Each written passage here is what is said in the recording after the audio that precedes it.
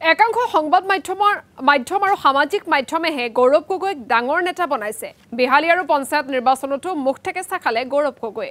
সাংসদ গৌৰৱ গগৈৰ বিৰুদ্ধে মন্তব্য কৰিছে বিজেপি বিধায়ক ৰূপজ্যোতি কুৰ্মীয়ে। যোৰহাটৰ সমস্যাৰ প্ৰতি দায়বদ্ধ নহয় গৌৰৱ গগৈ। আজিৰ তাৰিখত নিৰ্বাচন হলেও যোৰহাটত হাৰিব গৌৰৱ গগৈ।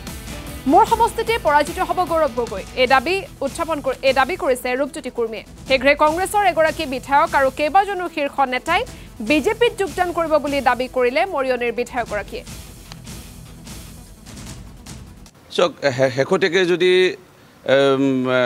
একাংশ সংবাদ মাধ্যমৰ বা সামাজিক মাধ্যমত যিসকল ইউটিউবাৰ পৰা আদি কৰি যিসমূহ অকণমান দখল কৰি আছে সামাজিক মাধ্যম, তেওঁলোকৰ একাংশ মতে গৌৰৱ গগৈক খুব ডাঙৰ নেতা বনাই দিছিল আৰু নেতা বনাই দিয়াৰ পিছত লোকসভাৰ তেওঁ বিজয় হোৱাৰ পিছত সাংসদ ৰূপে শেহতীয়াকৈ তেওঁ নেতৃত্ব লৈছিলে বিহালী উপ নিৰ্বাচনৰ।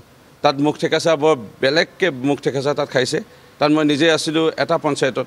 তাত তেওঁলোকৰ এনে এটা ছবি দাঙি ধৰিব বিচাৰিছিলে তাত যে বহু ভোটত জিকিব, কিন্তু বহু ভোটত গৌৰৱ গগৈ হাৰিব লগা হ'ল বা কংগ্ৰেছৰ প্ৰাৰ্থীগৰাকীয়ে হাৰিব লগা হ'ল।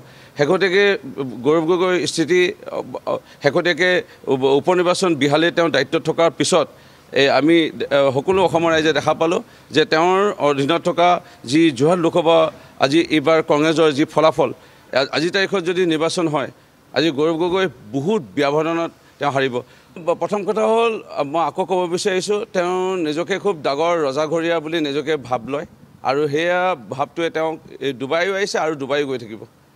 আৰু ৰজাঘৰীয়া বুলি নিজকে যেতিয়া ভাবিব তেতিয়াতো আৰু আছেই। আৰু থাকিল কথা প্ৰত্যাহ্বান মই আকৌ ক'ব বিচাৰিছোঁ, ভাল কংগ্ৰেছৰ বাগা নেতা খুব কমটি দিনৰ ভিতৰত ভাৰতীয় জনতা পাৰ্টি বা আমাৰ মিত্ৰজোঁটৰ UPPL বা অসম গণ পৰিষদ বা গণশক্তি ৰাভা